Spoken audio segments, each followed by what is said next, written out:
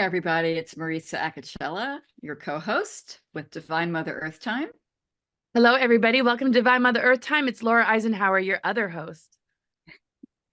We have a great guest here today, and we're so very, very excited to have Dr. Catherine Clinton, author, educator. Dr. Catherine Clinton is a licensed neuropathic physician with a focus on gut health, autoimmunity, and psychoneuroimmunology. That's one big word. A respected author, speaker, health advocate, Dr. Catherine practices in Eugene, Oregon, which is a beautiful place. When in medical school, Dr. Catherine was diagnosed with and healed from an autoimmune disease that affects the gastrointestinal tract, leaving her with a passion to prevent autoimmunity in people everywhere. Dr. Catherine addresses the psychoneuroimmune system and gut health of children, adults, and families through a deeper connection with the world around us. Dr. Catherine is passionate about the connections we have with the world around us and how these connections can regenerate our health and the health of the planet. She sees an urgent need for healing our internal terrain, as well as healing the terrain of the world we live in, which is so Divine Mother Earth Time. Welcome, Dr. Catherine Clinton. Oh, thank you so much for having me on today. I'm excited to talk with you both. I am so excited. I'm really wowed by this whole concept of like fascia and how it is a liquid crystal matrix and it communicates with frequency and sound and all this stuff. Can you help us? Light, sound, and frequency. Can you help us to understand this and where that breakthrough came about in your life to begin to move in this direction? Absolutely. Fascia is fascinating. I was in my second year of naturopathic medical school, and I was diagnosed with a couple autoimmune conditions and Lyme disease. And I was in the perfect place. I was right down the hill from an allopathic MD teaching hospital, across the river from an acupuncture school. So I had the tools to put my physical health back together. But it was during that time that I started getting really excited about quantum biology and how the smallest pieces of our biology really bring forth what we see with our eyes and on our lab values and in our symptoms and at the doctor's office. And fascia plays a huge part in that, right? So our fascia is that fabric within us that kind of gives our body structure, right? So again, when I was in naturopathic medical school, it was the covering we would remove in cadaver lab to get at the real thing, right? And now we're finding that fabric, that fascia is way more important than just structural scaffolding, which it is, and that's important, but it does a lot more than that. It connects to every single structure in the body, and it can even go intercellularly into the cell. And it creates this communication network. And so we see that our fascia communicates with light. It communicates with mechanical pressure and vibration.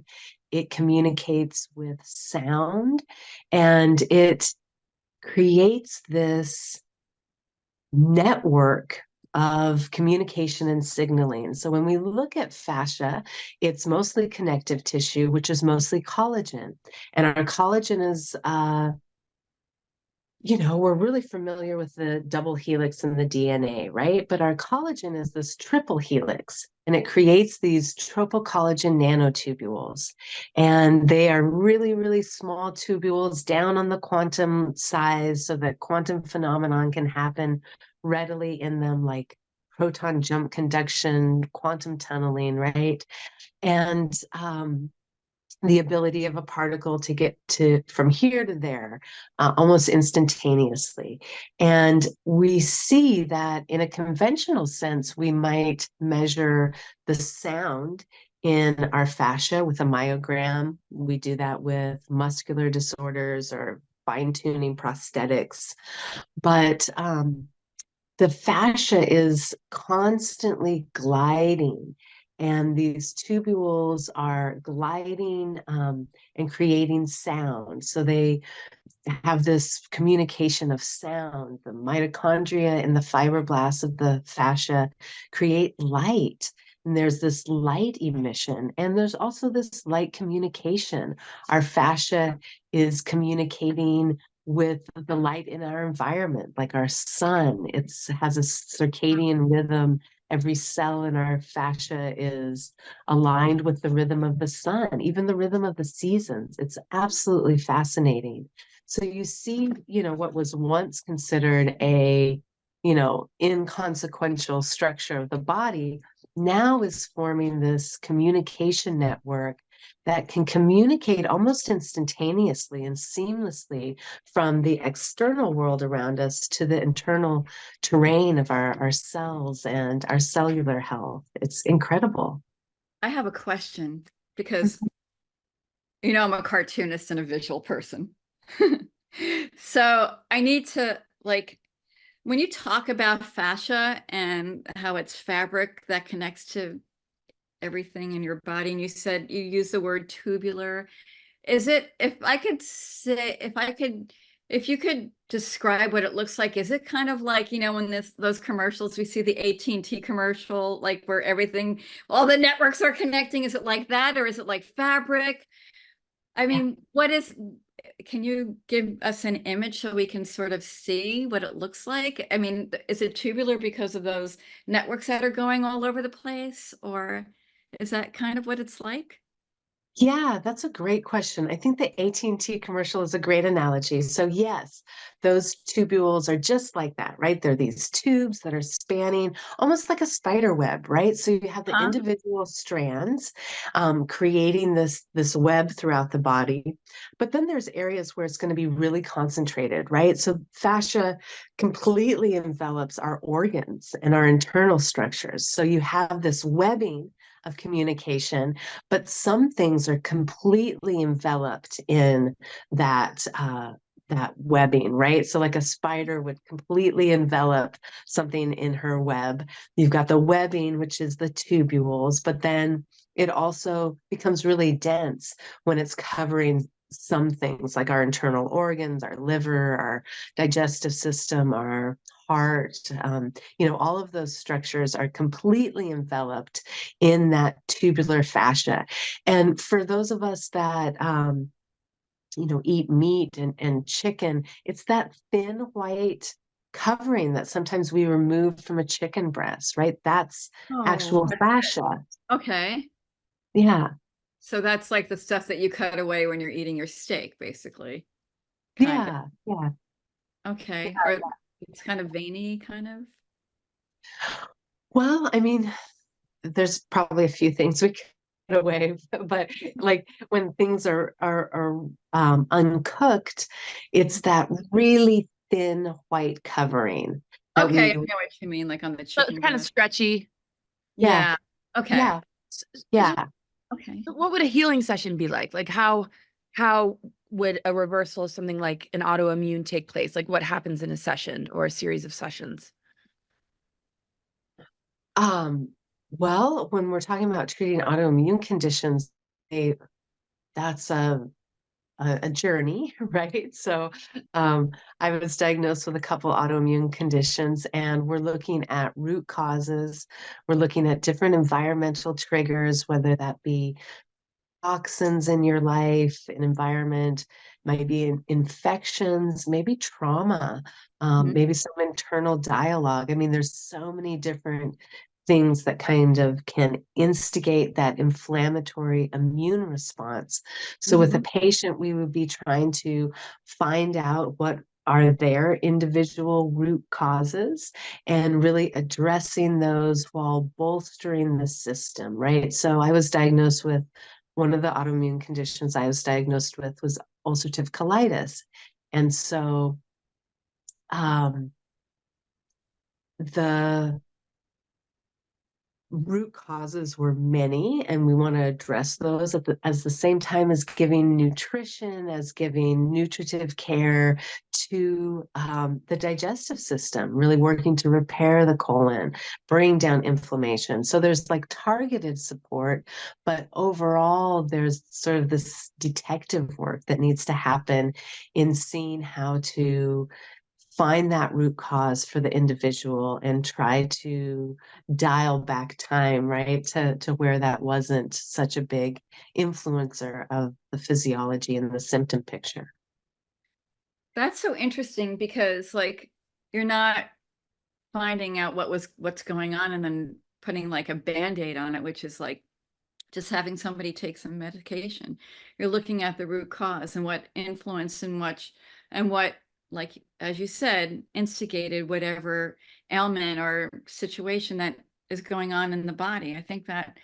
I feel like what you're doing is definitely the future of medicine, and it's a better way of healing people. I mean, I look at, my mom is 87 and she's got some heart issues, and all these doctors just want to give her statins. And I'm like, that is the last thing you possibly should be taking, right? And they don't really look at the whole body or the whole system. So I really love what you're saying. So how does the quantum biology of fascia from its liquid crystal capacity to its semiconductive charge? So what exactly does that mean? Like the liquid crystal capacity? What do you mean by that? Well, so we're used to that kind of technology, right? The reason we can talk on this call and I can see your beautiful faces is because of liquid crystal technology. And liquid crystals are something in our screens, right? Our smartphone screens, our computer screens, TV screens. And a liquid crystal is in a mesophase, halfway between a liquid and a crystal, and all the molecules are aligned. And so when those aligned molecules are hit with electricity, they change formation. And when that's done on our screen, there's these colored lights behind that, and that allows different amounts of light to come in to create these beautiful pictures. But in the fascia, it's a different system, right? It's liquid crystal, and all these molecules are aligned in the same way. And when there's an electrical charge, they react as a collective. And the important thing to recognize as well is that our fascia is piezoelectric. So, like a quartz crystal, when we compress that crystal, it creates an electrical charge or an electrical current. The same thing happens in our fascia. When we compress or deep form our fascia with movement of our own initiation, or maybe massage or myofascial release or acupuncture, that deformation, that compression creates an electrical charge. Our fascia is piezoelectric, and that's exactly what it means, that when you change its shape, it creates an electrical charge. And so there's this beautiful communication and messaging happening via electricity in the fascial network. Wow. So piezoelectric, what does that mean again? That just means that when you move it, it creates an electrical charge. And that came from quartz crystals, which again, we use in our technology. And if you compress Mhm. quartz crystal, it creates an electrical charge. And it's just absolutely fascinating to kind of see the comparisons with our highest, latest tech things and this intelligence of the fascial system in the body. Wow. So because it connects with sound and frequency, I mean, is there a sort of a sound healing component to this as well? Absolutely, absolutely. There's I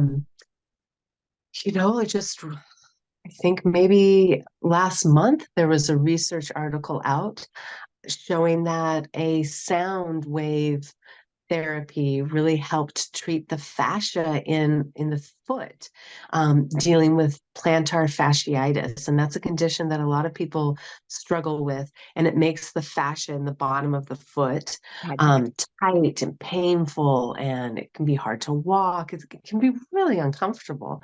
And this particular research study used this shockwave sound, and it decreased those kind of hallmark symptoms of plantar fasciitis: pain, stiffness, inflammation, thickness of the fascia that kind of builds up and contributes to that stiffness and pain.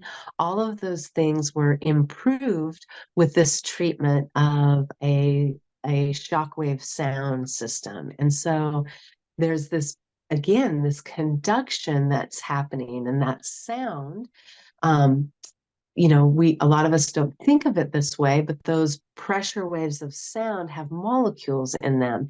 And when they collide, they create light. They create sort of this electricity that can be picked up on by the fascia and utilized. And so that research study is a beautiful example of how sound can be used to treat the fascia.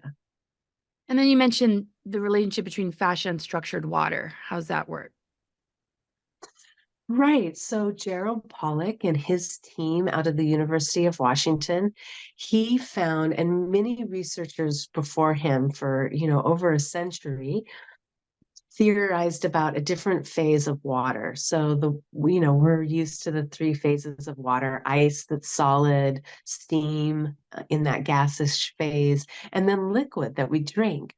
But these researchers were talking about a different phase in that liquid phase. So a new phase of water, two different liquid phases. And researchers called it excited and ground state, or coherent and incoherent.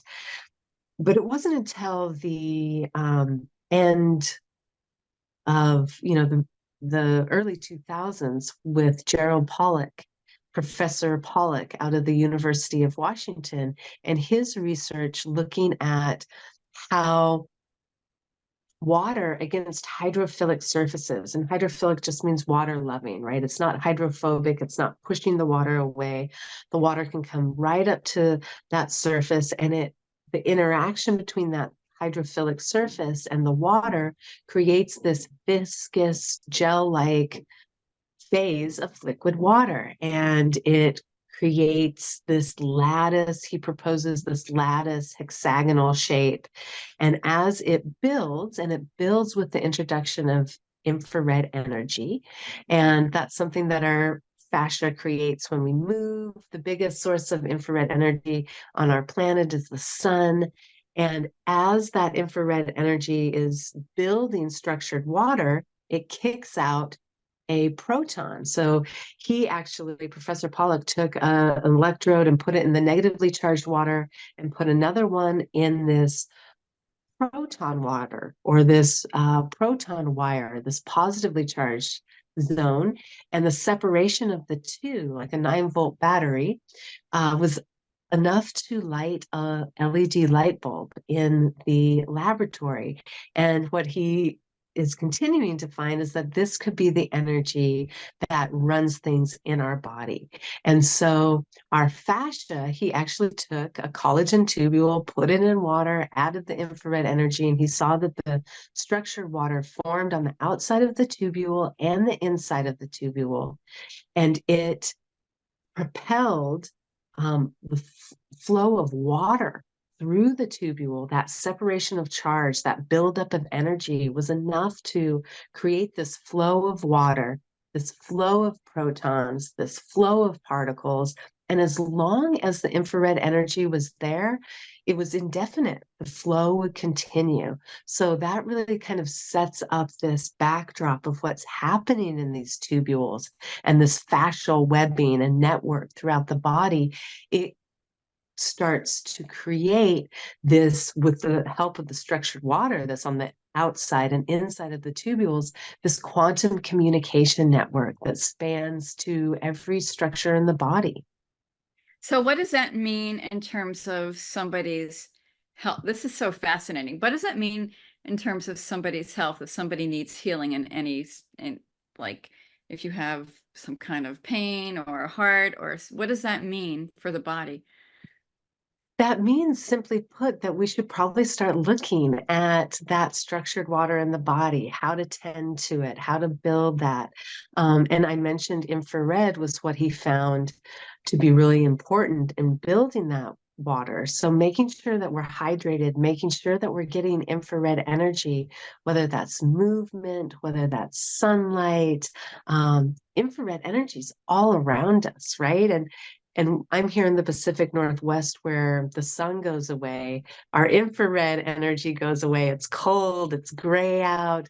So we tend to our infrared energy by drinking warm teas and having warm soups and putting a blanket on and snuggling. Snuggling is one of my favorite ways to increase infrared energy.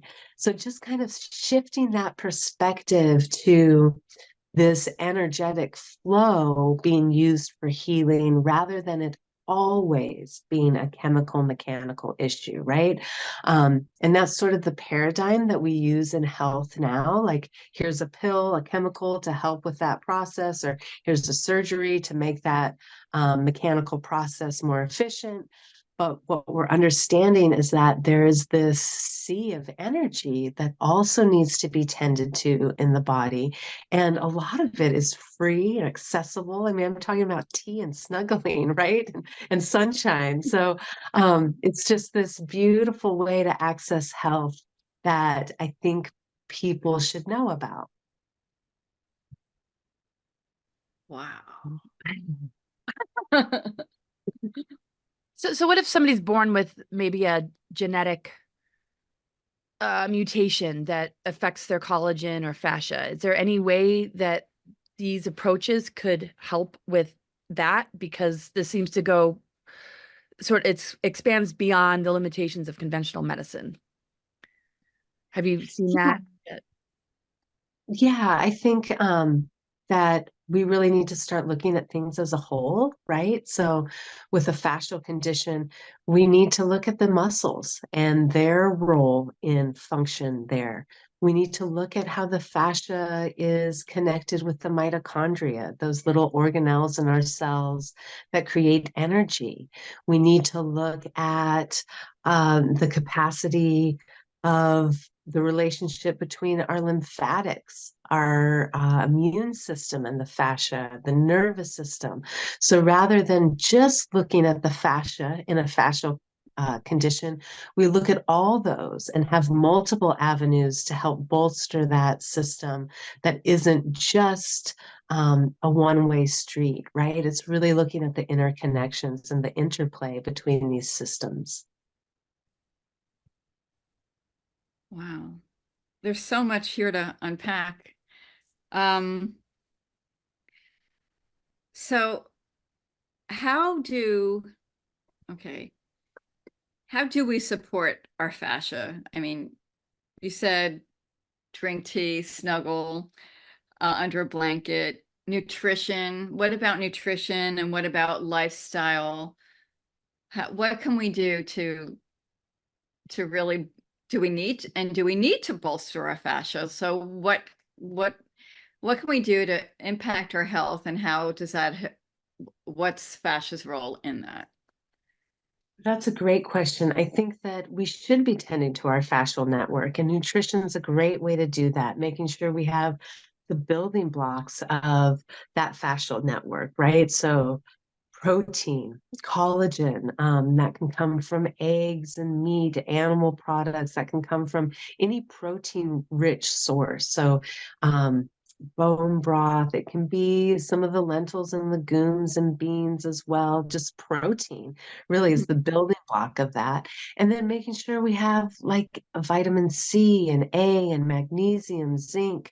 These are things that really help build that collagen network, and our ability to build collagen decreases as we age. And so that is something that we really want to tend to and make sure that communication network is in line.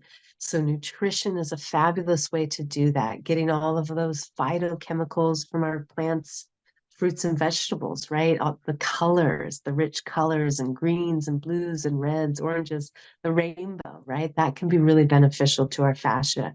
And then movement.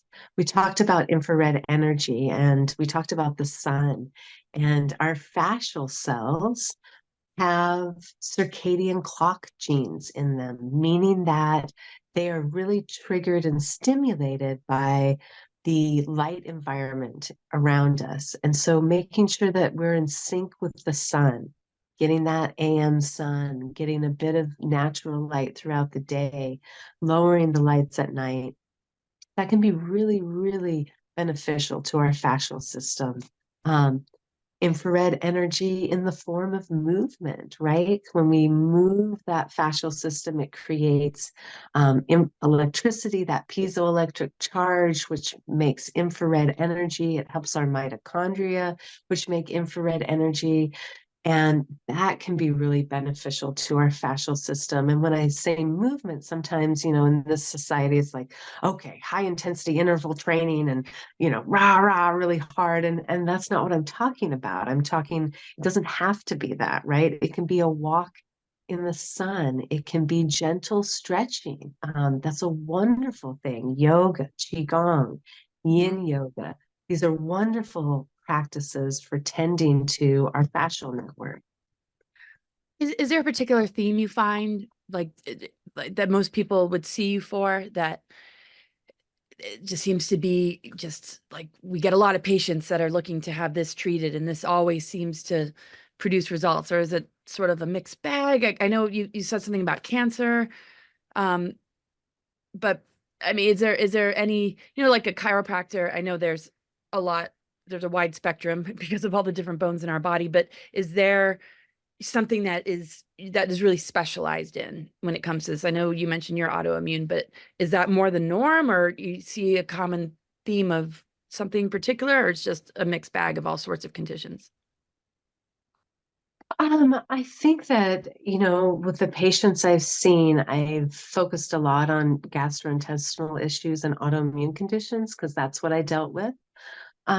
But to be honest, if there was a common thread in all of my patients, it would be a root cause in that sort of feeling of disconnection or that sense of belonging or that sense of safety. And so it's definitely a mixed bag, but they all sort of have that common thread of really needing some nurturing and regulation in the nervous system, bolstering that sense of safety as opposed to just living in that constant state of danger. Right. So Okay. you say like fight or flight, kind of adrenal, kind of. Yeah. Sorry. Yeah. Yeah. No, that's okay. So yeah, that was a good question, Laura. So were you talking about fight or flight? Yeah, absolutely. That sort of cell danger signal, like we can't heal if we're always in that danger signal, if we're always in that sympathetic fight or flight arm of the nervous system. That's really helpful. We definitely need that, but we're meant to bounce between the two. And the other side is that parasympathetic side, that rest, digest, I'm safe. We can repair, we can detox.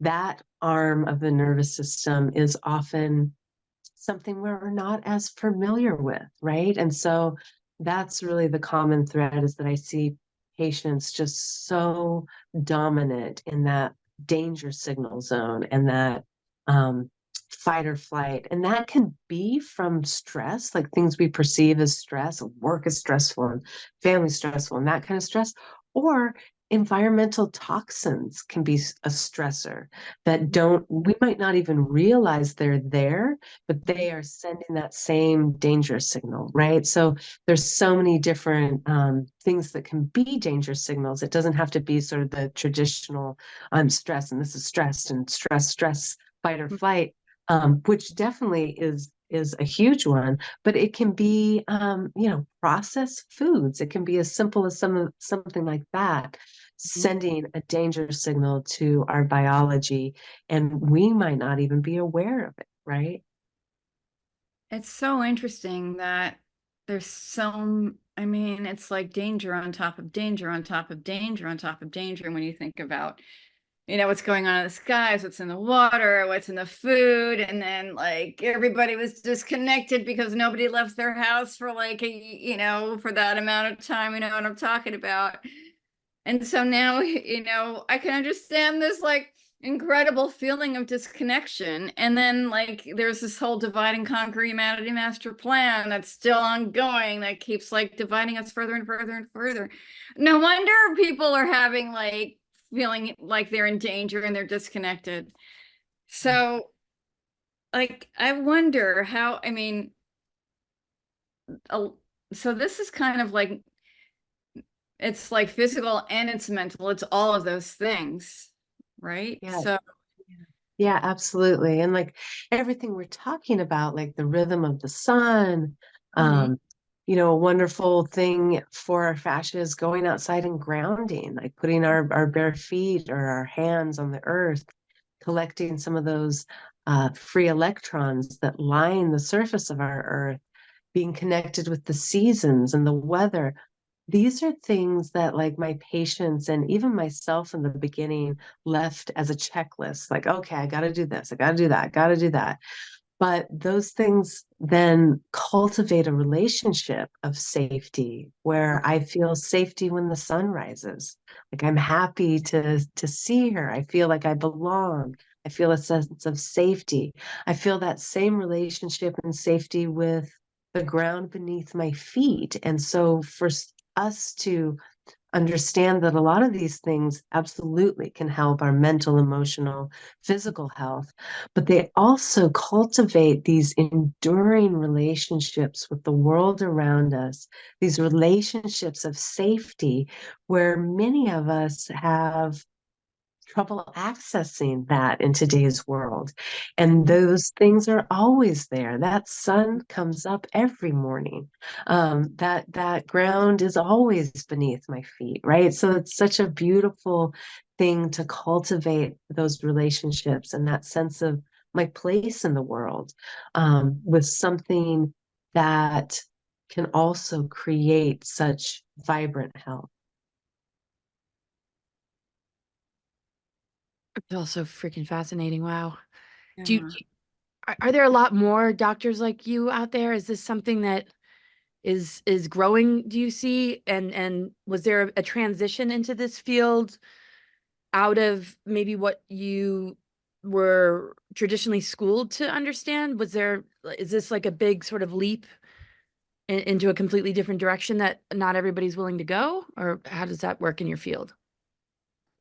Yeah, I think I'm starting to see a lot more interest. I'm teaching doctors are in my courses. I'm going to start doing a practitioner training because it is becoming um, such an area of interest. But I think with naturopathic physicians, we've always kind of talked about these things, but because there wasn't research behind it, it was like, oh yeah, see the sun. Yeah, go outside. It just wasn't exciting. But then when you start to understand, like, no, those are the underpinnings of life in this universe. That's the foundation. And then few layers up, you get into your chemical reactions, your OChem and the key and receptor locks and enzymes. But on the fundamental level, there is this underpinning of quantum biology.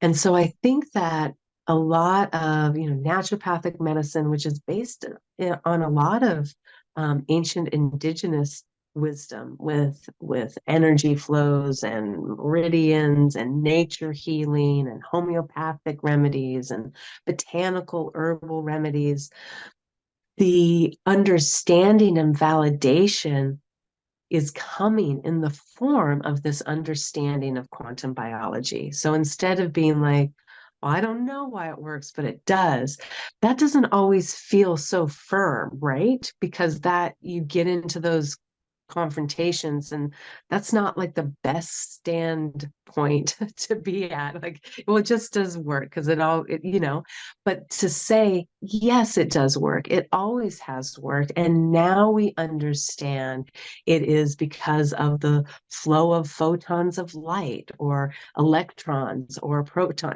to be able to pinpoint these mechanisms of action in this world right now. That's where we are. We're so evidence-based. We don't see it under a microscope. And if you don't see what I see under a microscope, it doesn't exist, right? That's the world we live in. And to be able to do that now with some of these things that couldn't be explained before, I think gives people a real confidence and an assured footing in healing. I wonder, because there's this, it seems like, well, I hope people are waking up. And we're talking about the Great Awakening, right? And we're moving away from the allopathic medicine towards the naturopathic, right? Which is what you're coming from. And I feel like people are more receptive to this.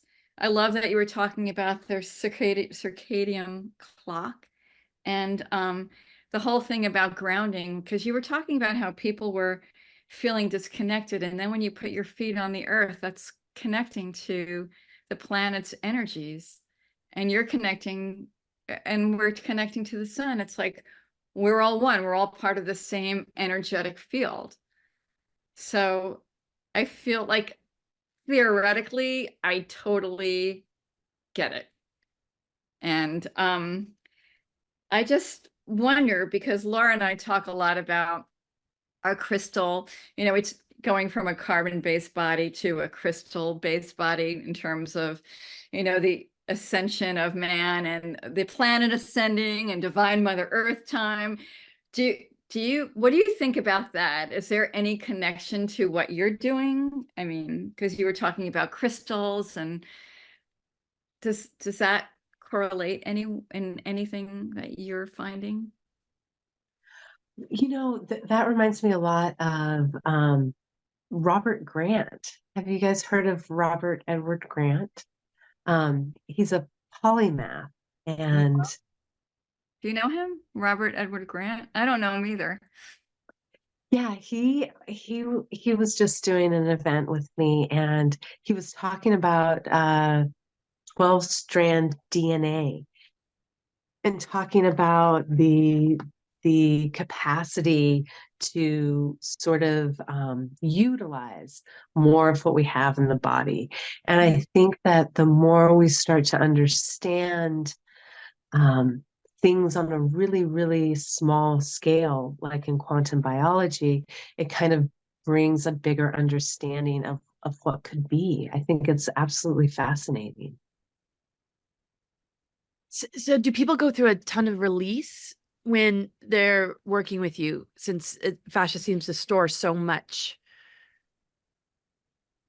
Yeah, absolutely. Emotional releases, it's really intertwined with the nervous system. It's really intertwined with the lymphatics as well. So you see not only the emotional releases, but the literal immune system and detoxification releases as well.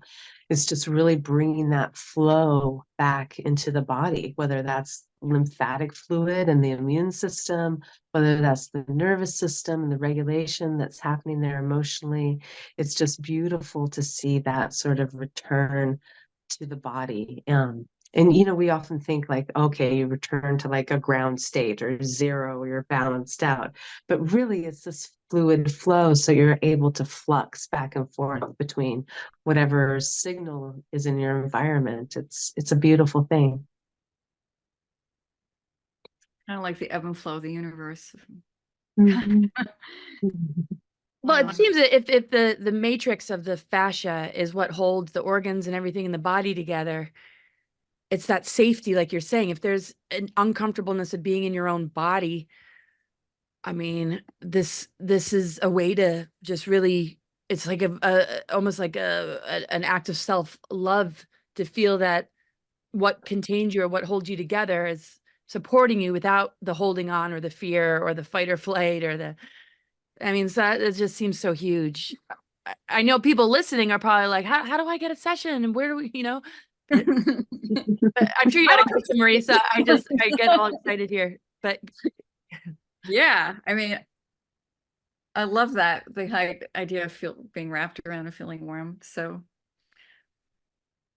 Yeah, yeah, it's just a beautiful, I think, paradigm shift from where we are currently in mainstream medicine to understanding that it really is about, on a fundamental level, being in that flow of universal energy, whether we want to call that photons of light or electrons or universal intelligence. I mean, whatever we want to call that, being in that flow is really where we access that health and healing. so this is working with consciousness, basically, that flow, right? Or whatever you want to call it, like you just said. Yeah, yeah, it's absolutely beautiful. I mean, looking at like psychoneuroimmunology and how our thoughts and emotions impact our biology, it's sort of these endless concentric circles that ripple out to touch everything. It's fascinating, and I think a beautiful step or turn in trajectory for medicine to take. so, and when, as you say that, the connection to the growth periods that we need in order to advance ourselves, or like things like epigenetics impacting our DNA, which seems like the same thing, that this would help a person to maybe override some of the negative signaling that comes through our devices because the body is holding more conscious intelligence of, it's being more mindful, it's being more like the connection is there, right? Is that kind of how it works? Well, yeah, and just like from a really simplistic thing, I always say the earth is the socket and we're the plug, right? That grounding into that free sea of electrons that lines our earth is a great way to negate some of the modern tech and Wi-Fi that's around us. And fascia really being that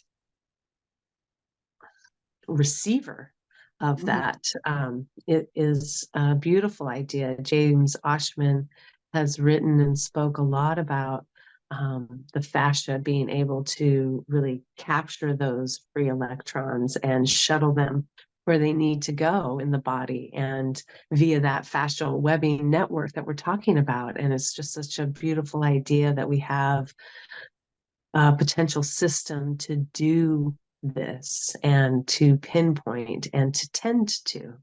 Mhm. So that's interesting. So, okay. So if like we're the plug, right? And then Mhm. like the fascia is just like the energy, like I don't know, I just see our feet as a plug because again, I'm visual. So, and then I guess the network is sort of like uh the Like the energy, wires. the wires that wraps around our bodies and comes through our feet.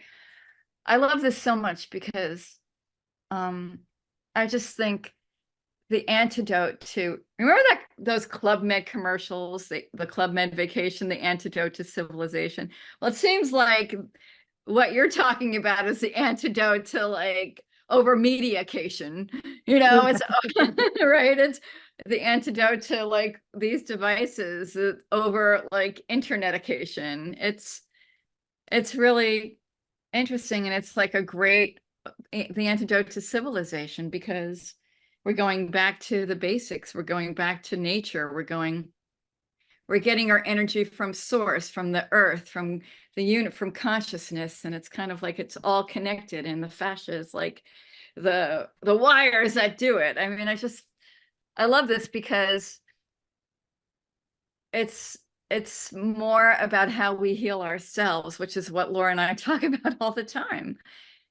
And it incorporates divine Mother Earth time because we get so much from Mother Earth. We're terrestrial and celestial.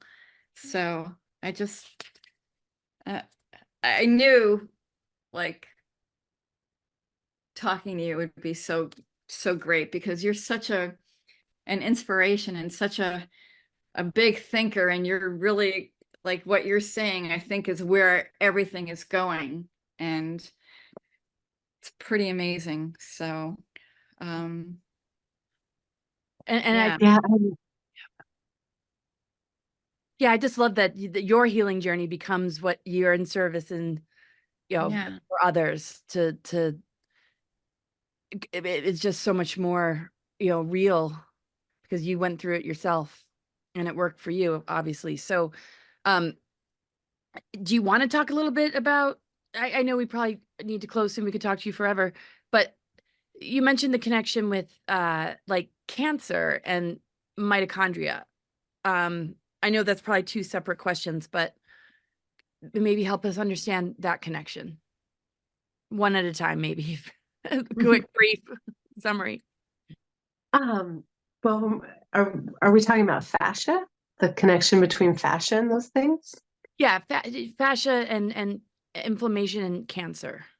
Yeah, the Yeah, I mean, there's been really incredible research. Helen Langevin has done show just gentle stretching of the fascia decreases inflammation and was even shown to decrease tumor growth, breast cancer tumor growth. And this idea that it's really informing and guiding the immune system is something that is really starting to be highlighted in the research. And so this network, this fascial network, and same thing with the mitochondria. So it's all interconnected from the mitochondria inside a cell out through the fascia, and the interplay between the lymphatic system and the immune system. They're all connected.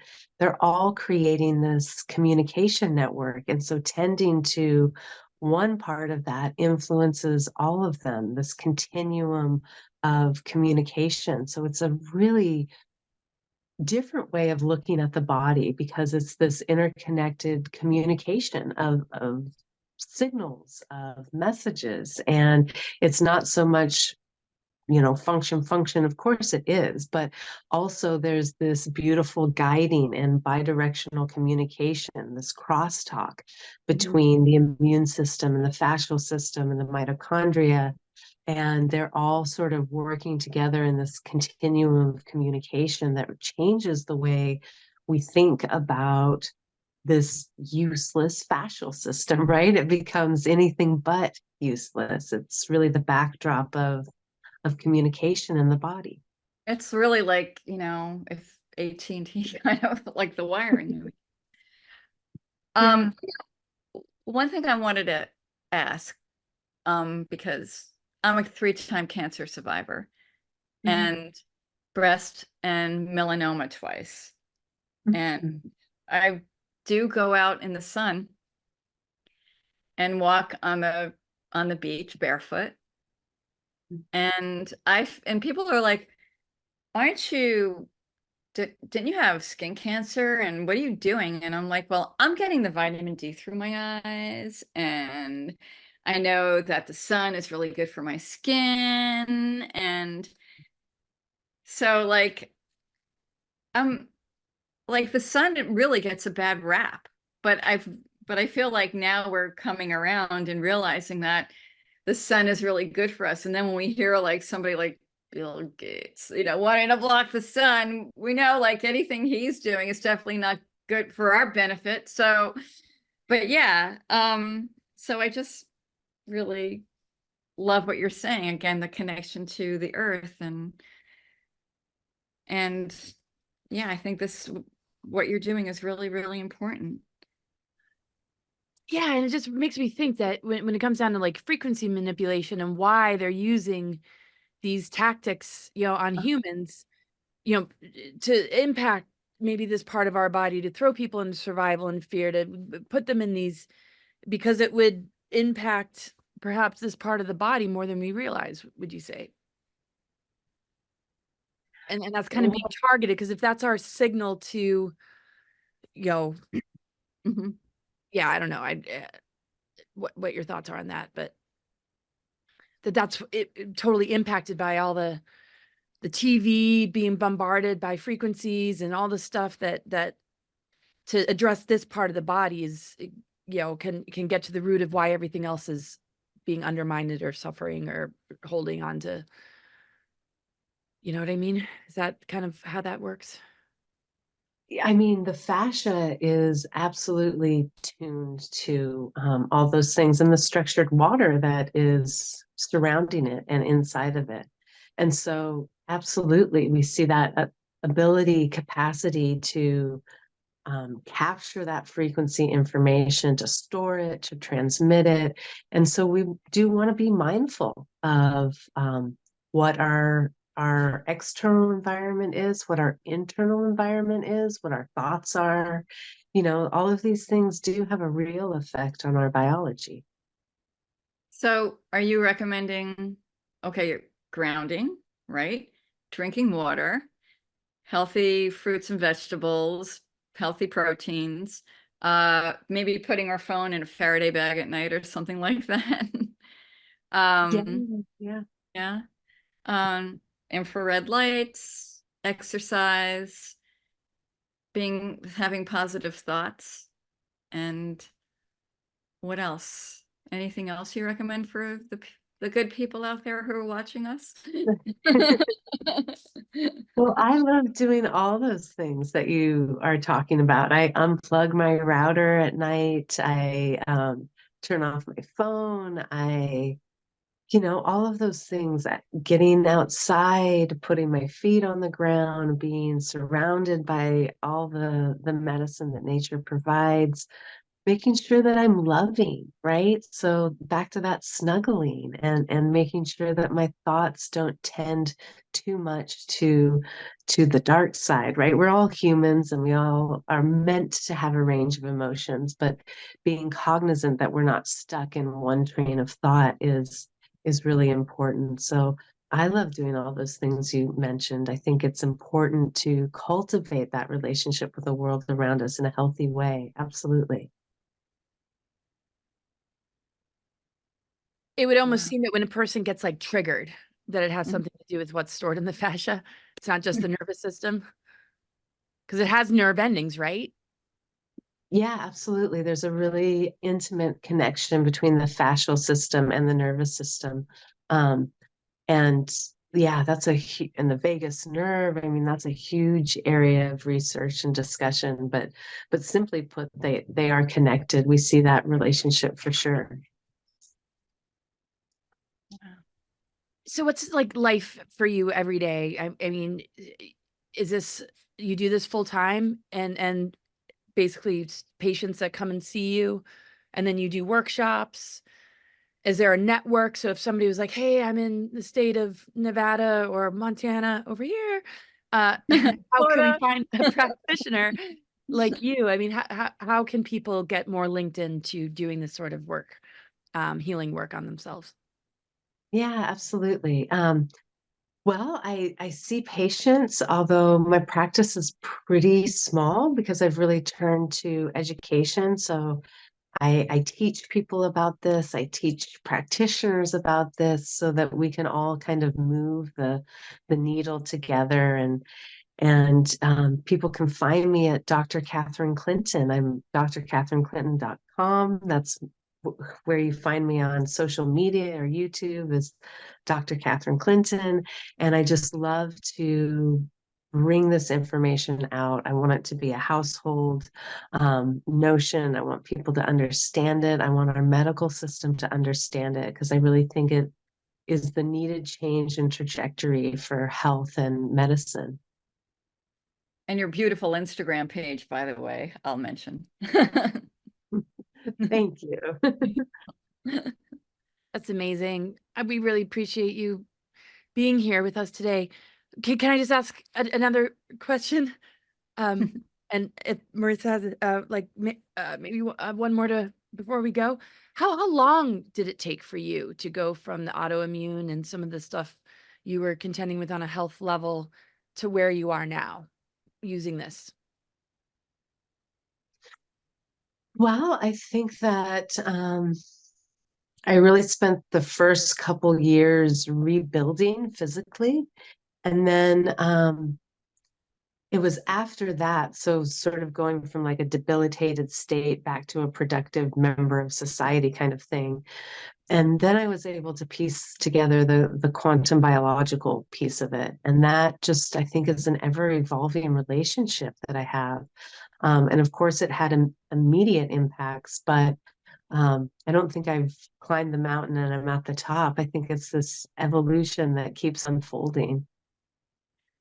So, as your evolution keeps unfolding, can you come back to us with more of your insights and um, evolutionary thoughts and findings? Absolutely. I'd love to. Great. Love to have you. This was really, really a great talk, and it was it was wonderful to speak with you. I know. I'm looking forward to get more educated about Yeah, this. And yeah. yeah, it's amazing. Really, Yeah. how interesting it all is. Wow. Well, I love talking with you guys and would love to come back and talk some more. So thank you guys. Yes, thank you so much for your time. Have a wonderful rest of your day. And thank you, Thank you so everybody. much. Thanks, everybody. See you next time on Divine Mother Earth Time, folks. Bye-bye. Bye. Thank you. Bye.